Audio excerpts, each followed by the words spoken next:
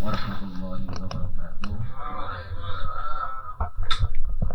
Alhamdulillah, wassalatu wassalamu ala rasulillah wa ba'du. Kepada yang terhormat Bapak RT 6 serta Bapak Ibu sekalian yang dirahmati Allah Subhanahu wa taala. Puji syukur alhamdulillah kita panjatkan kepada Allah, di mana pada kesempatan kali ini alhamdulillah atas izin-Nya kita bisa berkumpul di tempat yang insyaallah penuh berkah ini. Salawat serta salam tak lupa kita sampaikan kepada junjungan kita Nabi besar Muhammad sallallahu alaihi wasallam, yang melalui wasilah beliau alhamdulillah kita menjadi hamba-hamba Allah yang beriman, menjadi hamba-hamba Allah yang senantiasa berusaha menjalankan apa yang menjadi seruan Allah, sekaligus berusaha menjauhi apa yang menjadi larangan Allah Subhanahu wa taala. Bapak Ibu yang dirahmati Allah, sungguh kegiatan seperti ini adalah merupakan sebuah kegiatan yang sungguh amat positif. Bagaimana tidak, di tengah-tengah kesibukan kita, terkadang kita sudah lupa yang namanya tetangga, yang namanya kawan, yang namanya saudara. Maka dengan kegiatan-kegiatan seperti ini, sesibuk apapun kita, karena sudah ada komitmen yang dibangun, maka kita juga menyempatkan waktu.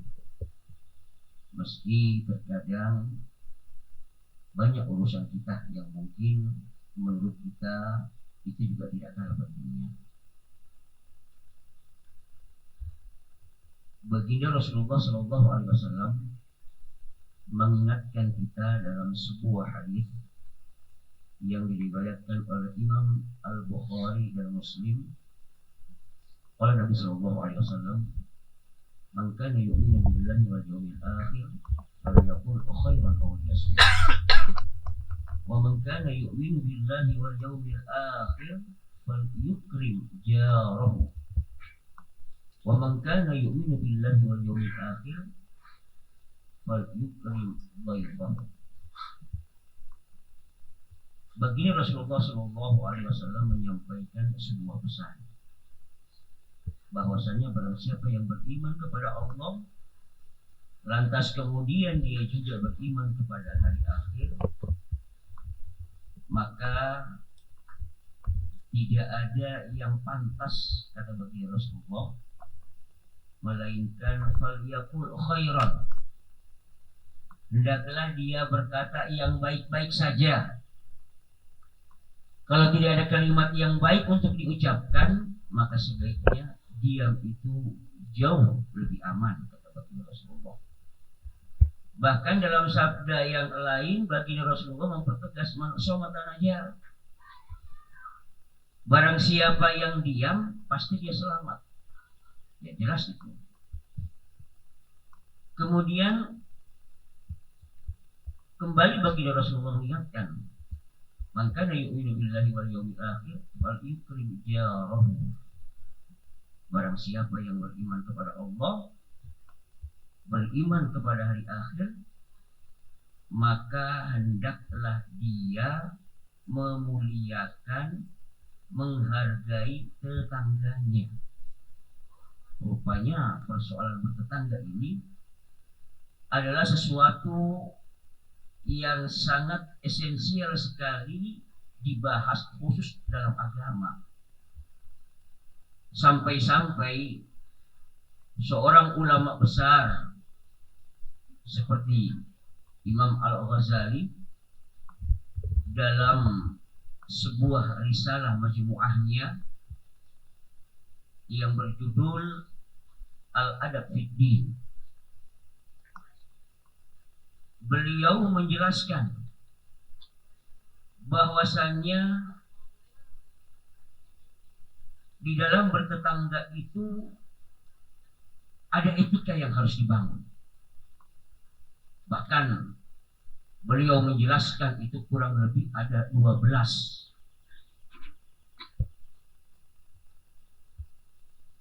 Dan ini juga tidak terlepas dari kewajiban kita antara hak seorang muslim dengan seorang muslim yang lain. Karena memang erat kaitannya itu ketika kita berbicara tentang hak-hak. Ternyata di dalam Islam itu sudah diatur sedemikian rupa. Selain ada hak seorang muslim terhadap muslim lainnya, maka dibuka juga hak setiap manusia terhadap manusia yang lainnya, meskipun mereka tidak seakidah dengan kita. Yang pertama, ketika kita berbicara tentang hak seorang muslim dengan muslim yang lainnya, yang pertama kali diajarkan oleh baginda Rasulullah, idza laqitahu fasallim alaihi.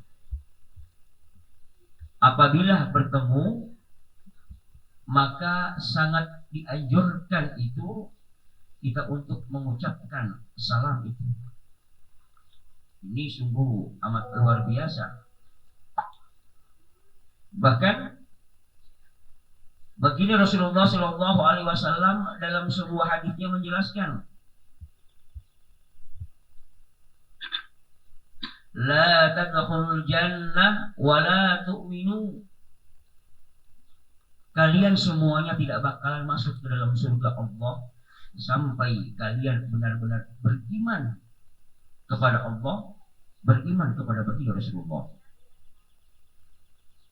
Wa la tu'minu hatta tahabu.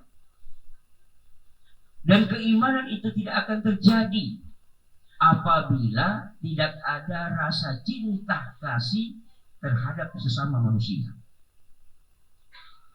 Lalu baginda Rasulullah kembali menjelaskan, ala adullukum ala syai'in idza fa'altumuhu. Maukah kalian aku tunjukkan, jikalau kalian mengerjakan amalan ini, maka niscaya kata baginda Rasulullah Shallallahu Alaihi Wasallam, kalian pasti akan saling mencintai. Apa itu? Afshus salam bainakum.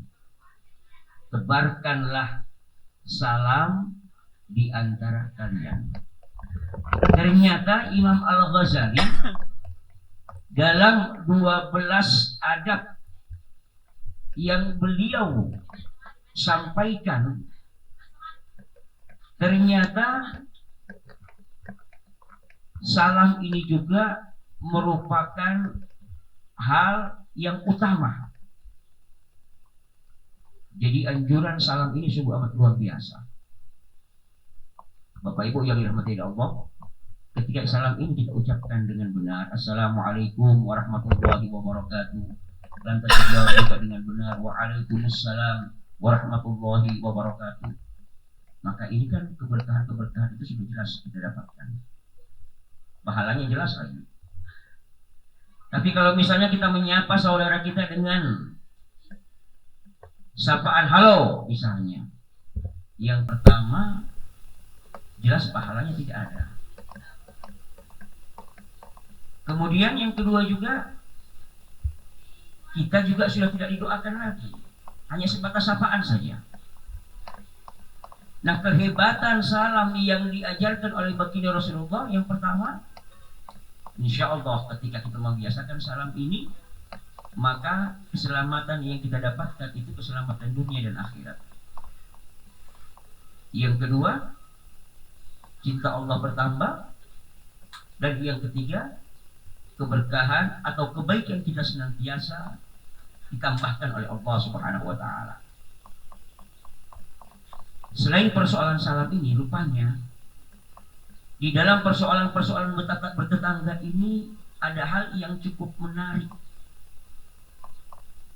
Ada kalimat yang diajarkan di dalam Islam itu. Ternyata wala tutilu ma'ahul kalam. Allah ya karim. Ternyata banyak berbicara dengan tetangga itu ternyata tidak dibenarkan juga rupanya. Ibu-ibu, mudah-mudahan bisa dengar ini ibu. Jadi ternyata di dalam Islam itu wala tutilu ma'ahul kalam. Iya, ini bukan saya hanya biasa jawab penyambung lidah saja. Iya. Ya. Jadi ini barang begini. Jikalau bahasa kita atau ketika kita dengan tetangga ini bermanfaat, tidak apa-apa. Namun jikalau sekiranya cuma sekedar berkalota, berkalota saja, sebaiknya ditinggalkan. Rupanya itu yang dimaksud. Jadi ini memang kaitannya dengan apa? Dengan perbuatan Allah tadi, dianggap perbuatan yang sia-sia. Masya Allah. Wala tutilu ma'ahul kalam.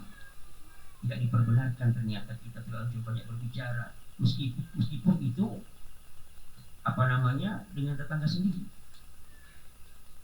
Nah, ini barangkali kemungkinan ada barangkali misalnya kalau biasanya ada tetangga kita yang mungkin menurut kita, wah itu orang kurang gaul. Padahal sebenarnya dia sudah menyapa juga, cuma tidak kepingin banyak-banyak. Mungkin barangkali ini yang menjadi pegangannya. Biasanya kita sewot, itu orang tidak bergaul memang. Padahal bukan itu. Dia sebenarnya kepingin menjaga ifanya, ingin menjaga kehormatannya daripada banyak hal-hal yang sepertinya belum pernah saya kumpul. Mulai dari tahun 2015 saya di sini ini saya belum tahu sampai di mana saya punya batas RT itu. Ini luar biasa ini RT 6 ini. Kemudian yang tidak kalah pentingnya yang juga rupanya harus dihidupkan ini adalah wayu'zihi fi musibatihi. Ini dia juga memberi penguatan terhadap keluarga yang ketika keluarga tersebut ditimpa sebuah musibah. Jadi kalau ada keluarga yang mendapatkan musibah, jangan takut-takuti. Oh ada juga tetangga sakit seperti itu, atau tiba-tiba langsung mati dia. Nah, ini juga adalah sebuah kalimat yang mungkin tidak kita sadari biasanya, lalu kita ucapkan. Jadi penguatan ini adalah memberikan motivasi bahwa segala sesuatu itu berasal dari Allah dan semuanya akan dikembalikan kepada Allah Subhanahu wa taala. Kemudian yang tidak kalah pentingnya wa yuhnihi fi far'ihi. Dianjurkan kepada kita untuk memberikan ucapan selamat itu, mendukung kepada saudara-saudara kita ketika mereka mendapatkan nikmat dari Allah. Misalnya ada tetangga yang kebetulan beliau mendapatkan nikmat dari Allah berupa rezeki, akhirnya beliau mungkin bisa membeli mobil yang mewah misalnya. Nah, kita harus bersenang. Jangan lagi sampai keluar ungkapan-ungkapan yang tidak baik. Uang dari mana dia itu? Pinjam di mana dia itu? Apalagi dia korupsi itu. Jadi hifdzul lisan, menjaga lisan dari praduga-praduga yang tidak baik, itu sangat-sangat amat dianjurkan dalam ajaran agama. Ketika ada saudara kita, tetangga kita yang mendapatkan limpahan rezeki, kita doakan mereka agar mereka bisa menjadi hamba-hamba Allah, agar mereka bisa menjadi hamba-hamba yang justru dengan kelebihan-kelebihannya itu nanti akan menjadikan mereka sebagai orang-orang yang munfik, sebagai orang-orang yang mutasaddiq, menjadi orang-orang yang suka berinfak di jalan Allah, menjadi orang-orang yang suka bersedekah di jalan Allah. Karena suatu ketika di akhirat kelak itu mereka yang masuk atau tetangga-tetangga yang dimasukkan oleh Allah Subhanahu wa taala ke dalam surganya, itu tangan mereka itu ditarik oleh tetangga-tetangga yang lain. Lalu kemudian tetangga-tetangga yang lain itu berkata kepada Allah, "Ya Allah, saya tidak izinkan saudaraku ini masuk ke dalam surgamu ya Allah. Ini, orang ini ya Allah, beliau ini tetangga dekat saya. Beliau banyak mendapatkan nikmat ya Allah ketika hidup di dunia, bertetangga denganku ya Allah. Dia mempunyai banyak kelebihan ya Allah. Akan tetapi orang ini ya Allah pelit. Orang ini tidak mau berinfak ya Allah. Orang ini tidak mau berzakat ya Allah. Orang ini tidak mau bersedekah ya Allah." Banyak di antara tetangga-tetangga kami yang merasa kekurangan ya Allah, sementara mereka bergelimangan dengan kekayaan, namun mereka tidak menjadi orang-orang yang suka berinfak di jalan Allah Subhanahu wa taala. Kemudian hal yang lain yang tidak kalah pentingnya untuk bisa kita pelajari, ternyata di dalam hak bertetangga ini ada anjuran juga, wa yatalaqqaf li waladihi wa 'abdihi fil kalam. Jadi dianjurkan kita ini untuk berucap lemah lembut terhadap anak tetangga. Kan ada juga biasanya orang itu kalau ada anak-anak kecil itu dia pelototi matanya anak kecil, sehingga anak-anak itu kasihan menjadi lari biasanya itu. Ada juga tipe-tipe orang seperti itu. Meskipun sifatnya bergurau, tapi ternyata ini tidak dibenarkan di dalam ajaran agama. Bahkan agama menganjurkan wa 'abdihi, dengan pembantu tetangga itu saja kita dianjurkan untuk berlemah lembut. Jadi jangan karena dia posisinya adalah seorang pembantu tetangga, lantas kemudian kita tidak bersikap sopan terhadapnya. Ini semua adalah ajaran-ajaran agama yang harus untuk sama-sama kita mencoba untuk membumikan. Kemudian yang tidak kalah pentingnya adalah wa yasfahu an zilatihi, memberi maaf kepada saudara-saudara kita, kepada tetangga-tetangga kita kalau dia mempunyai kesalahan. Kita ini kan terkadang biasanya di dalam kehidupan ini disebabkan karena kejengkelan yang luar biasa, terkadang terungkap luar biasanya sampai mati saya tidak mau maafkan itu orang. Allah ya karim, yang mendapat dosa bukan cuma dia, meskipun orang atau tetangga tersebut dia yang salah, bukan berarti bahwasannya kita harus juga tetap dihormati, sehingga ungkapan rasa maaf itu hina untuk diucapkan. Bapak Ibu yang dirahmati Allah Subhanahu wa taala, kembali baginda Rasulullah sallallahu alaihi wasallam menyampaikan pesan, "Man kana yu'minu billahi wal yaumil akhir wa la yu'dhi jarahu." Ini kan juga penting.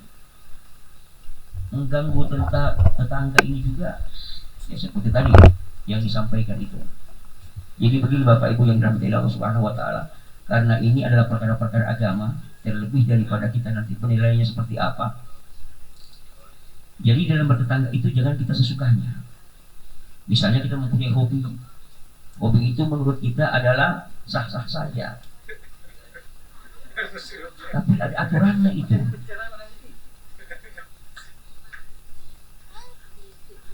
Membaca Al-Quranul Karim itu bagi mereka yang membacanya nilainya kan ibadah.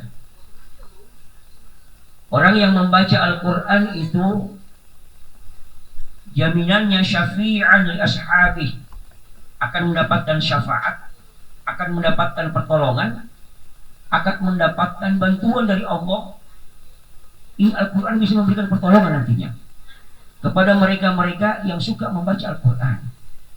Namun ternyata ketika misalnya kejadian seperti ini, ada orang yang tidur, lalu kita di sebelahnya membaca Al-Quran, itu juga ternyata tidak dibenarkan di dalam ajaran agama. Meskipun Al-Quran itu berpahala dan mampu memberikan pertolongan kepada yang membacanya, tapi kalau kita sudah mengganggu orang, itu dosa besar di hadapan Allah Subhanahu wa Ta'ala. Membaca Al-Quran loh itu. Ada orang lagi istirahat, kita membaca Al-Quran, terganggulah orang yang istirahat, itu dosa. Nah, kira-kira bagaimana kalau misalnya ada hal-hal yang kita lakukan, lantas kemudian itu ternyata boro-boro Al-Quran. Nah, ini ya harus disampaikan.